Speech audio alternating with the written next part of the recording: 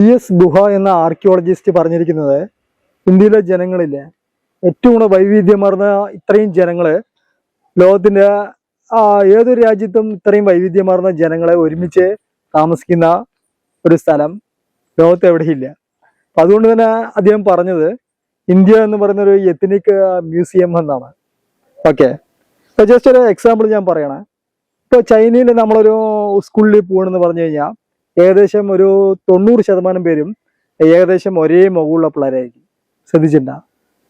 അപ്പൊ അതുപോലെ തന്നെ ജപ്പാൻ, തായ്ലൻഡ്, അല്ലെങ്കിൽ ആഫ്രിക്ക, കെനിയ, ഏത് പ്രദേശങ്ങളായിക്കോട്ടെ, അവിടെ നമ്മളൊരു വിദ്യാലയത്തേക്ക് പോയി കഴിഞ്ഞു കഴിഞ്ഞാൽ അവിടെ ഏകദേശം ഒരു 80% 90% ഒരേ വർഗത്തിൽപ്പെട്ട ആളുകളായിരിക്കും. അല്ലെ നമുക്ക് തിരിച്ചറിയാൻ കഴിയും അത് അവിടുത്തെ വിദ്യാർത്ഥികളാണ് എന്ന് നമുക്ക് മനസ്സിലാക്കാൻ കഴിയില്ല. പക്ഷെ നമ്മൾ ഇന്ത്യയിലാണെന്ന് പറഞ്ഞു കഴിഞ്ഞാൽ ഒരിക്കലും, ഇപ്പൊ നമ്മളെ ജസ്റ്റ് ഒരു എക്സാമ്പിൾ, ഇപ്പൊ കേരളത്തിലൊരു സ്കൂളിൽ പോയിട്ട് ആ സ്കൂളില് ഇതെടുത്തു കഴിഞ്ഞു കഴിഞ്ഞാൽ അവിടെ 50 പേരുണ്ട് പറഞ്ഞാൽ 50 പേരും വളരെ ഡിഫറെന്റ് ആയിരിക്കും. ശ്രദ്ധിച്ചില്ല? ആ മുഖം കൊണ്ടും എല്ലാം മറ്റേ ഫിസിക്കൽ ഫീച്ചറുകളും എല്ലാം വളരെ വ്യത്യാസമായിരിക്കും. ഇത് തന്നെയാണ് ഇന്ത്യയിലെ ഓരോരോ സ്കൂളുകളിലേക്ക് പോകുന്ന സമയത്തും ഒരേപോലെയുള്ള, ഇപ്പൊ നമ്മളെ ആഫ്രിക്കയിലോ അല്ലെങ്കിൽ ചൈനയിലോ കാണുന്ന പോലെ ഒരേപോലെയുള്ള ആളുകളെ ഒരിക്കലും കാണുന്നില്ല. അത് എന്തുകൊണ്ടാണെന്ന് നമുക്ക് ഇന്ന് ഈ വീഡിയോയിൽ ചർച്ച ചെയ്യാം. ഓക്കെ, അപ്പോൾ പി.എസ്. ഗുഹ പറഞ്ഞ വേർഡ് ഒന്നുകൂടി ഞാൻ പറയാം. ഇന്ത്യ എന്ന് പറയുന്നത് ഒരു എത്നിക് മ്യൂസിയമാണ്, ഒരു വർഗ എന്താ പറയാ വംശീയ മ്യൂസിയമാണ് എന്നാണ് അദ്ദേഹം പറഞ്ഞതിന്റെ പൊരുൾ. ഓക്കെ, അപ്പോൾ ഇനിയും നമ്മുടെ ചാനൽ സബ്സ്ക്രൈബ് ചെയ്തില്ലെങ്കിൽ ഒന്ന് സബ്സ്ക്രൈബ് ചെയ്യുക, ലൈക്ക് ചെയ്യുക, ഷെയർ ചെയ്യുക. ഓക്കെ, അതായത് ഇന്ത്യയിലെ ഒരു വളരെ വ്യത്യസ്തമാർന്ന ജനങ്ങളിലെ ഇപ്പൊ ഓരോ സംസ്ഥാനങ്ങളിൽ നോക്കുന്ന സമയത്ത് വ്യത്യസ്ത ആചാരങ്ങളെ, വ്യത്യസ്ത അനുഷ്ഠാനങ്ങളെ, വ്യത്യസ്ത ഫേസുകളെ, ഓരോ സംസ്ഥാനങ്ങളും അതിൻ്റെതായ തനതായ ആചാരങ്ങളെ, അനുഷ്ഠാനങ്ങളെ, അതുപോലെ തന്നെ അവരുടേതായ ശൈലികളെ എല്ലാം നിലനിൽക്കുന്ന ഒരു സംസ്ഥാനങ്ങളാണ് ഒരു പരമ്പരയാണ് ഇന്ത്യ എന്ന് പറയുന്നത് അല്ലേ. ആ സംസ്ഥാനങ്ങളുടെ ഒരു കൂട്ടം എന്ന് പറയുന്നത്. മുമ്പ് നമ്മളെ സ്വാതന്ത്ര്യം കിട്ടുന്ന സമയത്തൊക്കെ ഏകദേശം 552ഓളം നാട്ടുരാജ്യങ്ങൾ ഉണ്ടായിരുന്നതാണ്. അതിൽ നിന്ന് എന്താ പറയാ ഭാഷയുടെ അടിസ്ഥാനത്തിലും മറ്റുമാണ് എന്ത് ചെയ്തിരിക്കുന്നത്, ഈ ഇന്ന് കാണുന്ന 28 സംസ്ഥാനങ്ങളിലേക്ക് ചുരുങ്ങിയത്. ഓക്കെ, അപ്പോൾ ഈ ആളുകളുടെ വ്യത്യസ്തത, അല്ലെങ്കിൽ ആളുകളുടെ ഇത്ര പേര് ഉണ്ടെങ്കിലും അതിൽ നിന്നൊക്കെ ഒരു നമ്മളൊക്കെ പഠിച്ചിട്ടുണ്ടാവില്ലേ സ്കൂളിൽ പഠിക്കുന്ന സമയത്തൊക്കെ, ഈ നാനാത്വത്തിൽ ഏകത്വം എന്ന് പറയുന്നത്, യൂണിറ്റി ഇൻ ഡൈവേഴ്സിറ്റി എന്നൊക്കെ പറയുന്നത്, അത് എന്തുകൊണ്ടാണ് എന്ന് നമുക്ക് പറയാം.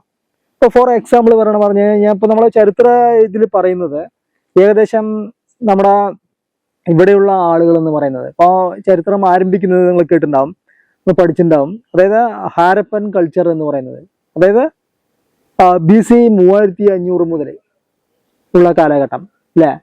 BC 3500 മുതൽ ഏകദേശം 1900 വരെ. ഓക്കെ, BC 1900 വരെയുള്ള കാലഘട്ടത്തില് മറ്റേ എന്താ പറയാ നമ്മുടെ ആദ്യകാല നമ്മുടെ ചരിത്രം എന്ന് പറയുന്നത്, ഇന്ത്യയുടെ ചരിത്രം ആരംഭിക്കുന്നത് സിന്ധു നദിയുടെ സംസ്കാരം മുതലാണ്. ഓക്കെ, പിന്നെ നമ്മുടെ വിദേശികൾ ഇഷ്ടം പോലെ ആളുകളെ ഇന്ത്യയെ ആക്രമിച്ചിട്ടുണ്ടായിരുന്നു.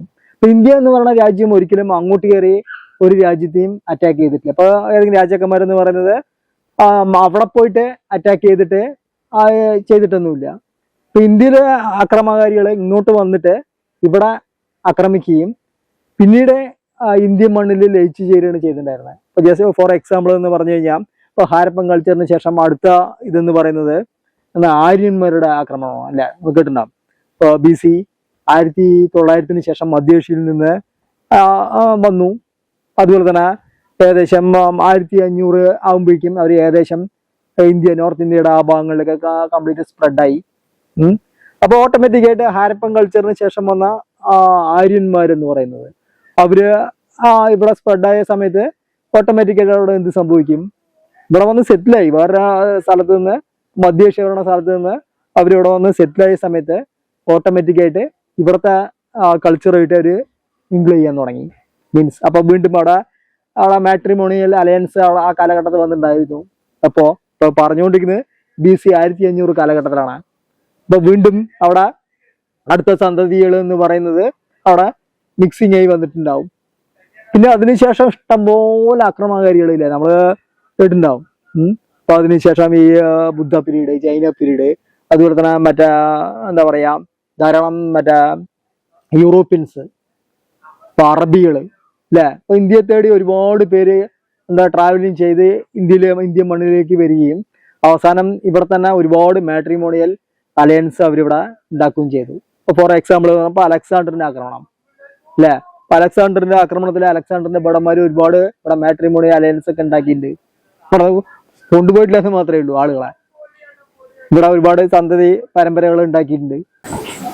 അതായത് മൗര്യ കാലഘട്ടം, പിന്നെ ശേഷം ഗുപ്ത കാലഘട്ടം, നിങ്ങളിങ്ങനെ പഠിച്ചിട്ടുണ്ടാവും, ഓരോരോ കാലഘട്ടങ്ങളായിട്ട് പഠിച്ചിട്ടുണ്ട്. അപ്പൊ ഈ സമയങ്ങളിലൊക്കെ ഒരുപാട് എന്താ പറയാ മറ്റേ വിദേശ ആക്രമണങ്ങള് ഇന്ത്യയില് വന്നിട്ടുണ്ട്. നിങ്ങൾ കേട്ടിട്ടുണ്ടാവും ഈ മറ്റേ കനിഷ്കൻ, മറ്റേ ഇൻഡോ ബാക്ടീരിയന്മാര്, മറ്റേ അതുപോലെ തന്നെ യൂറോപ്യൻസ് മീൻസ് അലക്സാണ്ടർ, ഗ്രീക്കിൽ നിന്നൊക്കെ അലക്സാണ്ടർ പടയാളികള്, മറ്റേ ഇൻഡോ ബാക്ടീരിയന്മാര്, അറബുകള് അല്ലെ. അപ്പൊ ഇവരെല്ലാം കാലാകാലങ്ങളായിട്ട് ഇന്ത്യയിലേക്ക് വരികയും അവസാനം ഇന്ത്യയിൽ ഒരുപാട് സെറ്റിൽ ചെയ്യുകയും ഇവിടെ ഒരുപാട് മാട്രിമോണിയൽ അലയൻസ് ഉണ്ടാക്കുകയും മൊത്തം സന്തതി പരമ്പരകള് ഉണ്ടാവുകയും ചെയ്തിട്ടുണ്ടായിരുന്നു ഒരുപാട്. അപ്പൊ മനസ്സിലായല്ലോ, ആ കാലഘട്ടം മുതൽ തന്നെ ഇന്ത്യയില് മിക്സഡായി മാറിക്കൊണ്ടേയിരിക്കുന്നുണ്ട്. ഓക്കെ, ശ്രദ്ധിക്കുന്നില്ലേ? അപ്പോ ഇനി ഏകദേശം അറബുകളുടെ സിന്ധ് ആക്രമണം നിങ്ങൾ കേട്ടിട്ടുണ്ടാവും, പഠിച്ചിട്ടുണ്ടാവും. അതിനുശേഷം ധാരാളം ആളുകൾ, ഇപ്പൊ മുഹമ്മദ് ഗോറി, മുഹമ്മദ് ഗസനി എന്നൊക്കെ പറഞ്ഞിട്ട് മറ്റേ ഈ മുഗൾ കാലഘട്ടത്തിന് തൊട്ട് മുമ്പ് സുൽത്താനേറ്റ് കാലഘട്ടം പറഞ്ഞിട്ട് നിങ്ങൾ പഠിച്ചിട്ടുണ്ടാവില്ലേ?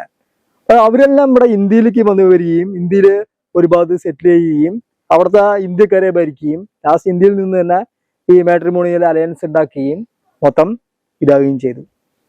പിന്നീട് ഈ അറബുകൾക്ക് മറ്റേ എന്താ പറയാ ഈ സുൽത്താനേറ്റ് കാലഘട്ടത്തിന് ശേഷം നിങ്ങൾ പഠിച്ചിട്ടുണ്ടാകും മുഗൾ കാലഘട്ടം എന്ന് പറയുന്നത്.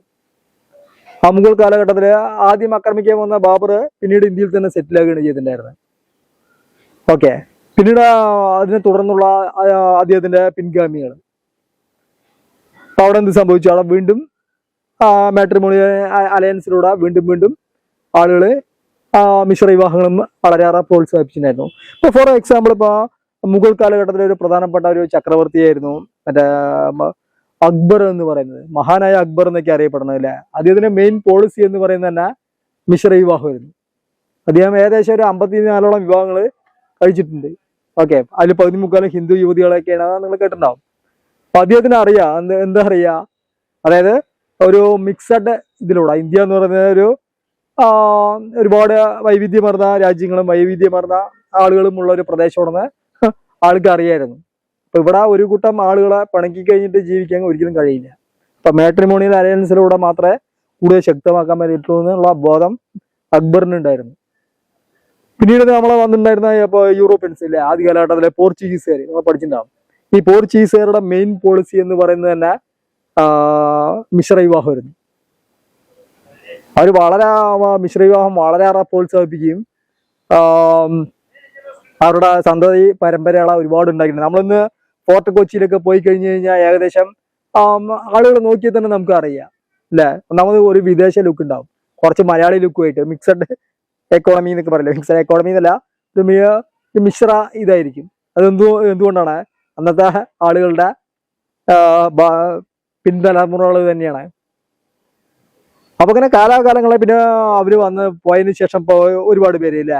ഇപ്പോ ഫോർ എക്സാമ്പിൾ പറഞ്ഞു കഴിഞ്ഞാൽ പോർച്ചുഗീസുകാരെ തുടർന്ന് മറ്റേ ഡച്ചുകാർ വന്നു, മറ്റേ ഇംഗ്ലീഷുകാർ വന്നു, ഫ്രഞ്ചുകാർ വന്നു.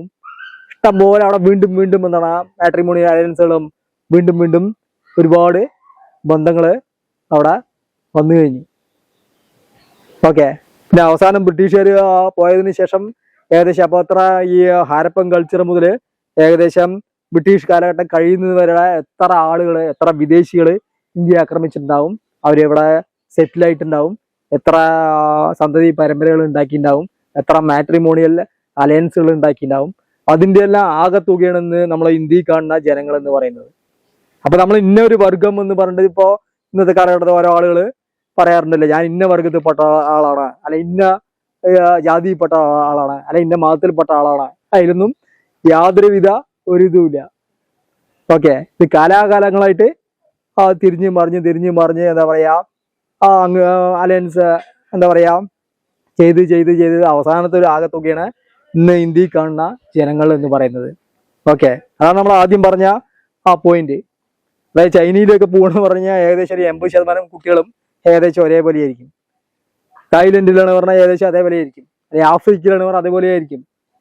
പക്ഷെ ഇന്ത്യയിൽ വരുന്ന സമയത്ത് ഈ 50 പേര് ഒരു ക്ലാസ്സിലുണ്ട് പറഞ്ഞു കഴിഞ്ഞാൽ ഏകദേശം ഒരു ഒരു വ്യത്യസ്ത മുഖങ്ങളും വ്യത്യസ്ത ഫീച്ചേഴ്സും മൊത്തം ഫിസിക്കൽ എല്ലാം വ്യത്യസ്തമായിരിക്കും ആളുകളെ കണ്ടിട്ടുണ്ടാ. അത് ഇതുകൊണ്ട് തന്നെയാണ്. അതായത് ഹാരപ്പൻ കൾച്ചർ മുതൽ അവസാനത്തെ ബ്രിട്ടീഷ് കാലഘട്ടം വരെയുള്ള മറ്റേ ആളുകളുടെ ഈ മിക്സിങ് കൊണ്ട് കൺക്ലൂഷൻ ഇത്രയേ ഉള്ളൂ.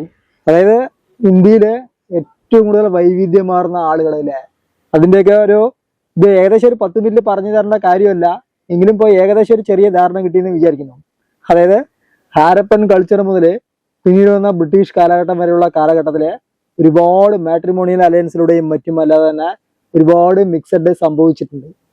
അതിൻ്റെയൊക്കെ ആകെത്തുകയാണ് നമ്മൾ ഇന്ന് ഇവിടെ കാണുന്ന ജനങ്ങൾ എന്ന് പറയുന്നത്, വൈവിധ്യമാർന്ന ജനങ്ങൾ എന്ന് പറയുന്നത് അതിൻ്റെ എല്ലാം ആകെത്തുകയാണ്. ഓക്കെ, അതായത് മറ്റേ ജനങ്ങളുടെ വ്യത്യസ്തത. പക്ഷെ എങ്കിലും നമ്മളെ നാനാത്വത്തിൽ ഏകത്വം എന്ന് പറയുന്ന യൂണിറ്റി ഇൻ ഡൈവേഴ്സിറ്റി എന്ന് പറയുന്നത് കാത്തു സൂക്ഷിക്കുന്നു. ഇന്ത്യയുടെ മറ്റൊരു പ്രത്യേകത തന്നെ അത് തന്നെയാണ്. അപ്പൊ നമ്മൾ ഇത്രയും വ്യത്യസ്തമായ ആളുകൾ ഓരോരോ സംസ്ഥാനങ്ങളിലും ഓരോരോ പ്രദേശങ്ങളിലും ഒക്കെ ഉണ്ടെങ്കിലും നമ്മളെല്ലാവരും ഇന്ത്യൻസ് ആണ് എന്നുള്ളൊരു ബോധം ഉണ്ടാക്കുന്നു. ഇപ്പോൾ രാജ്യസ്നേഹം എന്ന് പറയുന്നത് അല്ലേ, അത് ഓരോ ഇന്ത്യൻ പൗരനും ആവശ്യമാണ് അല്ലേ, അത് നമ്മൾ കാത്തു സൂക്ഷിക്കുന്നുണ്ട്. അതാണ് ഏറ്റവും വലിയ കാര്യം. ഇപ്പോൾ പ്രത്യേകിച്ച് നമ്മുടെ എന്തെങ്കിലും ഒരു പ്രശ്നം വരുന്ന സമയത്ത് ഇന്ന ആളുകൾ മാത്രമാണോ ഒരു പ്രശ്നത്തിന് വരുന്നത്. ഇപ്പോൾ എവിടെയെങ്കിലും കല്യാണം അല്ലെങ്കിൽ എന്തെങ്കിലും ഒരു ആക്സിഡന്റ് അങ്ങനെയൊക്കെ സംഭവിക്കുന്ന സമയത്ത് ഓട്ടോമാറ്റിക്കായിട്ട് എല്ലാ വിഭാഗം ജനങ്ങളും അവരെ ഹെൽപ്പ് ചെയ്യാനും ഒരു കല്യാണം ഒരു മരണം എന്നൊക്കെ വരുന്ന സമയത്ത് ഒരു കൂട്ടായ്മ അല്ലേ, അതെല്ലാം നമ്മുടെ ഈ യൂണിറ്റി ഇൻ ഡൈവേഴ്സിറ്റിയുടെ ഒരു എക്സാമ്പിൾ തന്നെയാണ്. ഓക്കെ, അപ്പോൾ BS ഗുഹ പറഞ്ഞ വേർഡ് ഒന്നുകൂടി പറയാം. അതായത് ഇന്ത്യ എന്ന് പറയുന്ന ഒരു എത്നിക് മ്യൂസിയമാണ് അല്ലേ, വംശീയ മ്യൂസിയം എന്നൊക്കെ പറയും പോലെ. എങ്കിലും നമ്മള് എല്ലാവരും ഒന്നാണ്, ഇന്ത്യ നമ്മളെല്ലാം ഇന്ത്യൻസ് ആണെന്നുള്ളൊരു ബോധത്തില് നമ്മൾ ഇരിക്കുന്നു. ഓക്കെ, ഇതിപ്പോ ഈ ഒരു വീഡിയോ ചെയ്യാനുള്ള കാരണം എന്ന് പറയുന്നത് നമ്മുടെ നാട്ടിലെ ഒരുപാട് ആളുകൾ ജാതീയപരമായിട്ടും മതപരമായിട്ടെല്ലാം അവരുടെ മതമാണ് വലുത്, അവരുടെ ജാതിയാണ് വലുത്, അവരുടെ വംശമാണ് വലുത് എന്ന് പറയുന്ന സമയത്ത് ജസ്റ്റ് ഒരു ചരിത്രം ഒന്ന് ഓർമ്മപ്പെടുത്തിയെന്ന് മാത്രം. ഓക്കെ, അപ്പോ നിങ്ങൾക്കത് ഉപകാരപ്പെട്ടു എന്ന് വിചാരിക്കുന്നു. അപ്പൊ ഇനി നമ്മുടെ ചാനൽ സബ്സ്ക്രൈബ് ചെയ്തില്ലെങ്കിൽ ഒന്ന് സബ്സ്ക്രൈബ് ചെയ്യുക, ലൈക്ക് ചെയ്യുക, ഷെയർ ചെയ്യുക. ഓക്കെ, അടുത്ത നല്ലൊരു വീഡിയോയുമായി തിങ്ക് ചെയ്യുന്ന വീഡിയോയുമായി നമുക്ക് വീണ്ടും കാണാം. ഓക്കെ.